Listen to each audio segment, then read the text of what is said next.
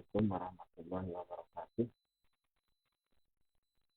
Alhamdulillah, salatu wassalamu ala rasulillah wa ala alihi wa sahbihi wa mawala la hawla wa la quwwata illa billah. Allahumma la sahla illa ma ja'altahu sahlan wa anta taj'alul hazna idza syi'ta sahla. Allahumma alhimna syahada wa nasral. Allahumma shalli ala sayyidina Muhammad sallallahu alaihi wasallam wa tuhasinu biha min al-akbar wa ala alihi wa sahbihi wa barakatuh.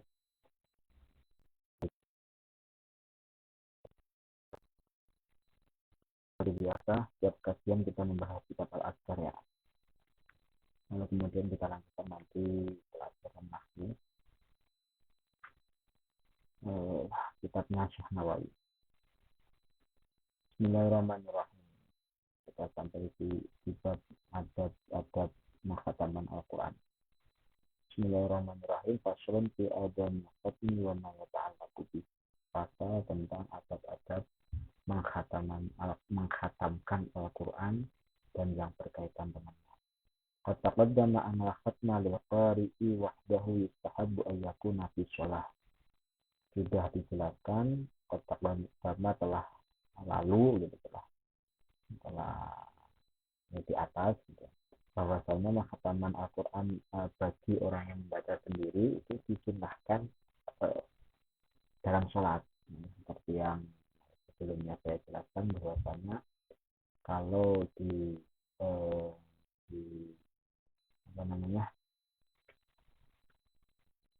kalau dibandingkan antara menghatamkan di luar sholat atau di dalam sholat, paling afdal adalah di dalam sholat. Nah, makanya bagi orang yang biasanya membaca sendiri itu lebih afdal menghatamkannya di dalam sholat. Wa ana man yakhtimu fi ghairi sholatin wa jama'atul ladzina yakhtimuna mujtami'in yustahabbu an yakuna khatmuhum fi awwalil laili wa awwalin nahari kama taqaddam. Adapun orang yang menghatamkan di luar sholat dan kelompok orang yang mau menghatamkan Al-Quran secara bersama-sama, maka disunahkan mereka menghatamkan Al-Quran itu di permulaan malam atau di permulaan siang, seperti yang telah lalu. Maksudnya kalau mau menghatamkan Al-Quran di luar sholat bersama jamaah itu ya paling afdal di awal malam atau habis maghrib misalnya, atau habis subuh gitu. Sahabu siyam yaumil khatmi illa an yusajifa yauman mahasyatan siyami. Sahabu dan disunahkan berpuasa di hari dikhatamkan Al-Quran, kecuali jika bertepatan dengan hari yang mana syariat melarangnya di hari tersebut. Misalnya menghatamkan Al-Quran di hari raya Idul Fitri, Idul Adha, atau hari tasyrik ya, tidak disunahkan begitu. Tapi di hari-hari selain yang dilarang oleh syariat, maka itu boleh disunahkan. Waqa'a an Talhah bin Syarif bin Musayyab bin Rafi' wa Habib bin Abi Thabit at-Tabi'iyyin al-Kufiyyin rahimahullah ajma'in annahum kanu yusbihuna siyaman al-yawm alladhi yakhtimuna fihi.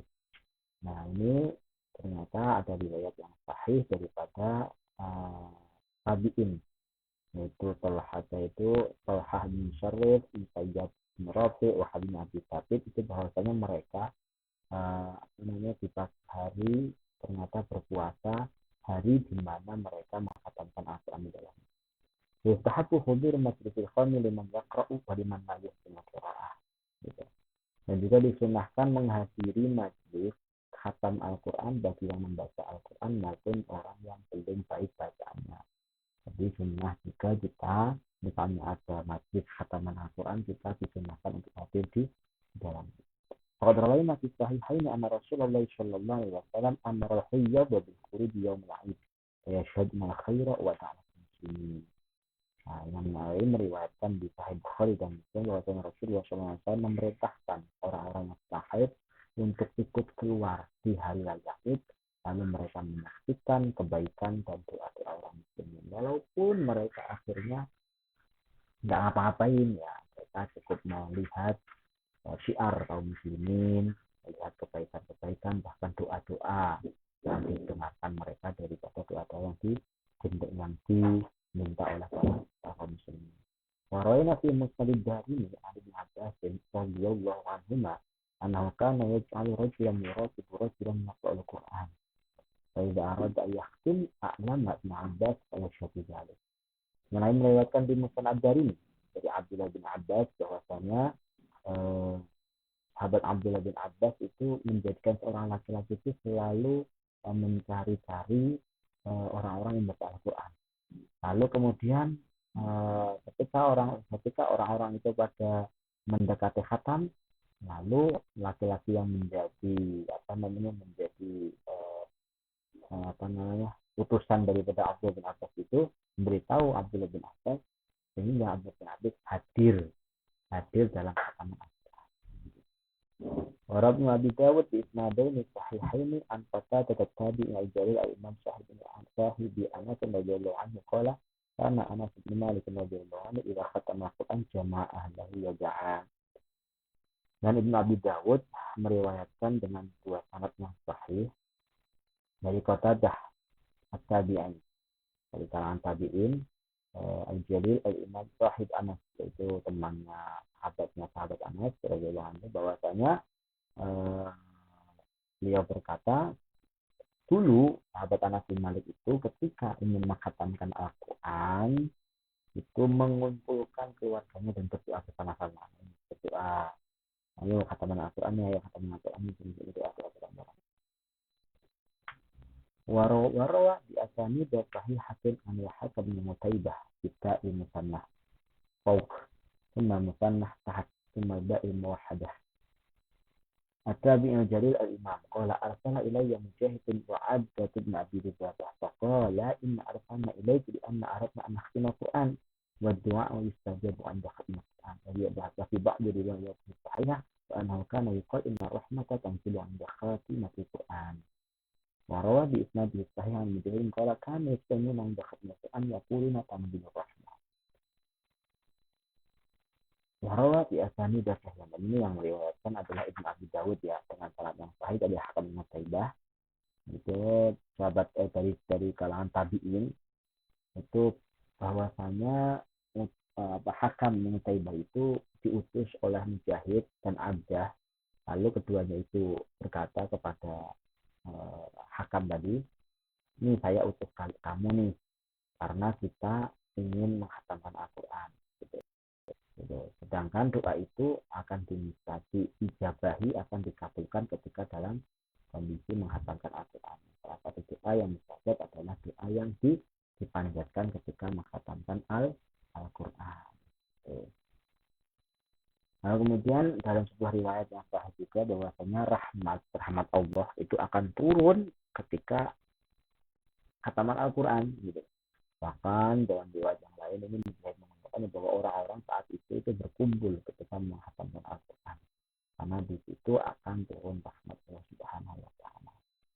Nah, ini kesimpulannya bahwasanya salah satu adab daripada menghatamkan Al-Quran yaitu kalau bisa khatamin di dalam sholat, kalau nggak bisa ya di luar sholat, tapi di awal malam atau di akhir atau di awal siang. Lalu kemudian sunahkan juga kita saat khataman Al-Quran itu berpuasa. Lalu kemudian juga kalau bisa kita kalau mendengar ada khataman Al-Quran kita berusaha hadir. Karena apa? Karena di situ rahmat akan turun. Lalu kemudian doa dikabulkan dan kebaikan-kebaikan yang lain. Babu fasulun istiba bidua yang khatam insyaallah kita lanjutkan di pertemuan selanjutnya. Nah, semoga bermanfaat sedikit daripada kita bahaskan, kita sampai di halaman 194. Nah, kemudian kita lanjutkan lagi bahwa kita akan malam ini kita akan mengkaji tentang kitab daripada mahaguru besar mahaguru besar daripada para ulama-ulama dari Indonesia zaman dulu, yaitu Syekh Nawawi Al-Qawi, bahwasanya beliau pernah mengarang sebuah kitab yang jarang terkenal, yang beliau itu terkenalnya karena Habib Zaid, Murah Labib, begitu. Lalu kemudian Tafsirul Qaul, Kasyifatus Sayyid, dan ternyata beliau mempunyai satu kitab dalam bahasa Arab, yaitu kitab mengenai nahwu. Nah, kita akan belajar sedikit demi sedikit, ya, walaupun dengan hanya dibaca, semoga dapat bermanfaat bagi kawan-kawan semuanya. Nah, ini kitab nahwu ini beliau itu kurang lebih masih mengarang 2 atau 3 ya, gitu, atau 3 kitab gitu yang baru ditemukan ya, yang baru ditemukan mengenai nahwu yang saya tahu ya. Yang pertama adalah Fathul Ghafir Khatiyah yang kita baca, lalu kemudian Kashful Murutiyah Syarah Ilmiah, lalu kemudian ada satu matan itu yang disyarahin oleh si Hasan Sipo atau bahasa Elisa ya, kurang lebih karangan beliau yang berkaitan dengan nahwu itu ada 3 itu. Asyadzarah Al-Jumaniyah kalau nggak salah. Nah, kemudian kita akan membaca kitab Fathul Ghafir Khatiyah. Kitab ini adalah syarah daripada nazm kitab Al-Ajurumiyah. Jadi ada salah satu ulama yang bernama Abdus Salam As-Salili, gitu. Beliau mengarang nazm daripada kitab Jurumiyah, gitu.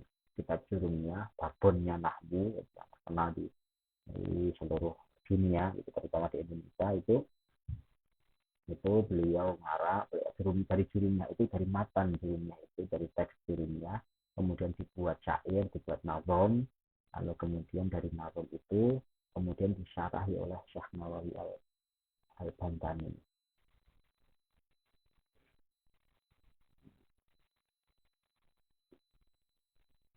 Kurang lebih baitnya itu ada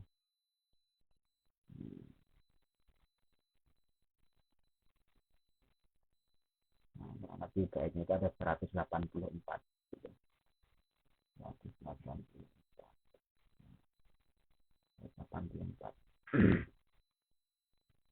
Bismillahirrahmanirrahim. Nah, ini kita mulai di bab mukadimah. Tadi pagi kita sudah belajar tentang kitabnya juga, baru mukadimah juga.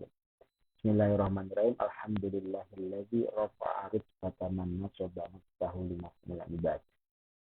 Segala puji bagi Allah yang mengangkat derajat orang yang meluruskan dirinya untuk bermanfaat bagi hamba-hamba. Ini sebenarnya ini kayak baru arti istilah beliau karena berkaitan dengan ilmu nahwu, jadi beliau menyebutkan atau nyepil kata-kata yang berkaitan dengan nahwu. Segala puji bagi Allah. Rafa'a dari Rafa kan yang mengangkat derajat orang yang meluruskan nasab, itu meluruskan dirinya untuk bermanfaat bagi orang lain. Istiqomah lah ibaratnya. Segala puji bagi orang yang Allah ibaratnya akan mengangkat orang yang bersungguh-sungguh membuat dirinya itu bermanfaat bagi orang lain. Wassalatu wassalamu ala man jazama bi khabiri bagi ahli andat. Salawat serta salam bagi Nabi yang memastikan akan akan rendahnya derajat orang-orang yang durhaka kepada Allah Subhanahu wa taala. Nah, makanya di sini itu kan kalau Nabi itu kan sebagai pembawa kabar gembira. Ya, pembawa kabar gembira bagi siapa? Ya bagi orang-orang mukmin. Nah, akan tetapi juga membawa ancaman bagi siapa? Yaitu orang-orang yang melanggar perintah Allah, orang-orang yang tidak mau beriman kepada Allah, orang-orang yang durhaka sama Allah, gitu. Dikabarin juga sama Nabi, gitu. Bahkan ada beberapa orang yang mana namanya itu diabadikan dalam Al-Quran, yaitu Abu Lahab. Nah, Abu Lahab ini termasuk orang-orang yang tak mau beriman, tapi namanya diabadikan dalam Al-Quran. Tidak hanya Abu Lahabnya, tapi juga beriman juga. Wa ala alihi wa ashabihi alladziina mayyazu bainal ahwali nasihati wa fasad. Dan selawat juga kepada keluarganya Nabi, sahabat-sahabatnya Nabi, yang mana mereka membedakan antara keadaan yang sah maupun yang rusak. Bainal ahwali nasihati, dari keadaan yang mana yang baik dan mana yang buruk lah. Maba'du. Bahaya syarhun binazmil al-jurumiyah. Nah, dia menilai bahwasannya kitab ini adalah syarah daripada kitab Nazam al-Jurumiyah al-Musanna bil Qawaidil Jaliyah di Syekh Abdul Salam bin Zahid An-Nabrawi. Sama itu Fathah Zafir Fathiyah. As'alullah ya fa'atil naf'al amin bi sayyidina Muhammad Nabi Karim amin. Nah, jadi sudah saya jelaskan di awal tadi bahwasannya dari matan al-Ajurumiyah kemudian dibuat nazam oleh Syekh Abdul Salam Ad-Nabrawi, begitu menjadi diberi nama oleh beliau Al-Qawaid Al-Jaliyah. Lalu kemudian Syekh Nawawi Al-Bantani itu membuat kitab syarah daripada Al-Qawaid Al-Jaliyah lalu disebut Fathul Ghafiril Khatiyah Syarh Al-Qawaid Al-Jaliyah. Kemudian Syekh Nawawi minta kepada Allah Subhanahu wa taala akan memberikan kemanfaatan dengan kitab ini, kemanfaatan yang merata. Bijahi Sayyidina Muhammad dengan perantara derajatnya Sayyidina Muhammad sallallahu alaihi wasallam Nabi Karim menjadi nabi yang mulia. Bismillahirrahmanirrahim. Fahudifa alifus min fa'tabah. Tambihan ala syiddatil ittisal bi dzikrillah ta'ala. Wa likasratil isti'mal Habilaika lam tuhdaf al-alifu inda tisali ismin bilafin akhar. Nahu lidzikri ismillahi halawah. Awil idhafatu ila ismin akhar. Nahu bismi rabbikal a'la. Wa tuwilat riba'u lidilalatin alal hadf. Wa isyaratan ila amin syai' wa insana munqafidan idza tasala biman huwa murtafi'un atau murtafa'un mirtafa'a tab'an lah wa kusirat litusyabiha harakatuha analah. Nah, ini nahwu tapi dibumbui dengan tasawuf gitu ya. Sangat menonjol dari Syekh Nawawi tentang itu memang sisi tasawufnya. Nah, di sini kalau kata bismillah itu kan dari huruf ba, kemudian dari kata ismun. Ba dapat menu ismun. Alifnya di mana dong? Kenapa tulis langsung ba sin mim gitu. Nah, di sini dibuang alifnya sebagai pengingat bahwa ini karena sangat sambungnya dengan berzikir kepada Allah Subhanahu wa taala. Jadi dengan bismillah itu menjadikan kita yang membaca bismillah itu tersambung kepada Allah Subhanahu wa taala. Oke, makanya kita kalau ngapa-ngapain itu jangan lupa membaca bismillah gitu. Kemudian yang kedua juga alasannya karena sering dipakai begitu nih mas, itu sering dipakai gitu. Oleh karena itu nggak dibuang alifnya ketika ketika bergabung ketika disambung dengan nama yang lain. Misalnya bizikri ismillahi halawah. Bizikri ismillahi halawah. Nah, karena ini yang pengaruh itu kan baknya. Bak bismillah itu loh. Makanya bizikri ismillahi walaupun ismnya itu gabung sama Allah, tapi karena sebelumnya itu enggak ada baknya sebagai penonton itu, maka tetap ada alifnya. Gitu. Atau diidhofahkan dengan nama yang lain, bukan Allah. Kalau bismillah kan nama Allah, tapi kalau bismi rabbika, ikra bismi rabbikal a'la, itu ikra bismi rabbika itu tulisannya beda ya, baknya itu pasti ada alifnya. Ikra bismi rabbikal a'la gitu.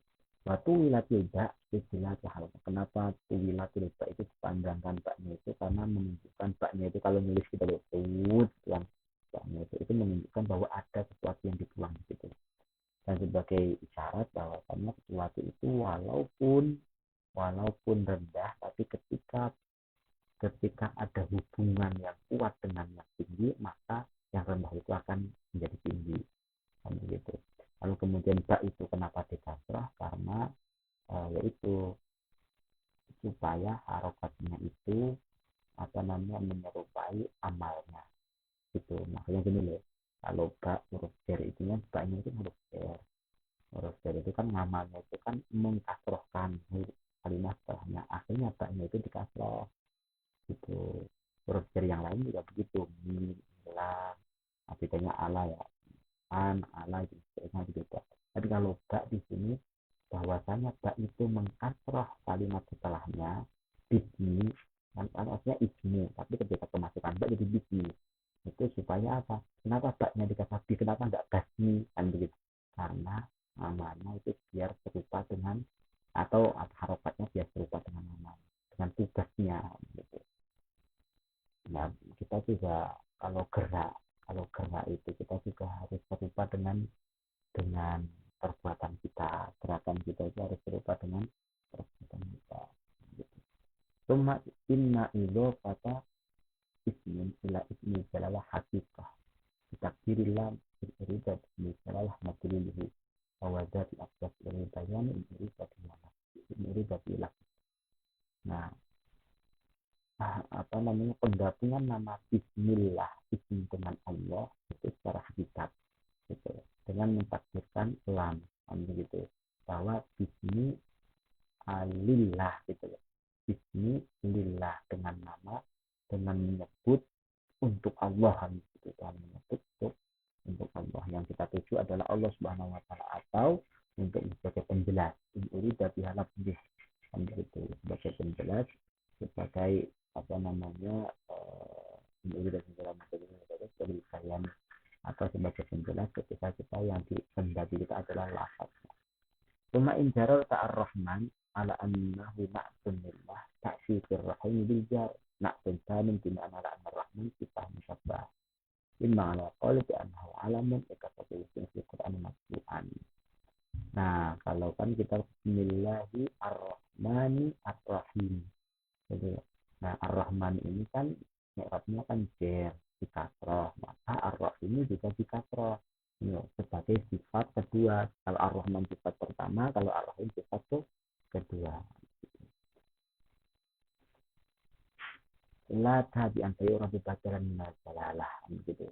Nah, majrurun fi amir muqaddar li anna tadu alamiyah titik kalam warrahim sifatun lah lalil jalalah abirrafi ala khabariyah wa mislah ta'zim. Jadi bisa dibaca Bismillahirrahmanirrahim atau Bismillahirrahmanirrahim gitu. Jadi di Eropa bahwasannya apa namanya, bisa aja ar-rahim Bismillahirrahmanirrahim itu boleh, tapi itu menjadi apa namanya, baca daripada Allah Subhanahu Wa Taala. Jadi nasabta bukan baca karena baca alami itu takrir am. Wa nasabta ar-rahman ta'ti rahim birrahim birrafa wa bima jari anna fil qata bima isba bi an syai' bada insirafi an wa ila nawali an tabi'a ashad inqita'an fala yu'akhkharu 'an al-maqtu' kama asaba Syekh Muhammad Al-Amir. Insyaallah kita akan nanti ya tentang Bismillahirrahmanirrahim. Idza rafa'tahu ta'ti rahim aidan birrafa man nasib al-majal lima dzikra wa bihi ta'ala nasta'inu fi jami'i umur. Jadi maksudnya Bismillahirrahmanirrahim itu, dan hanya kepada Allah kita meminta pertolongan dari segala urusan. Insya Allah kita lanjutkan di pertemuan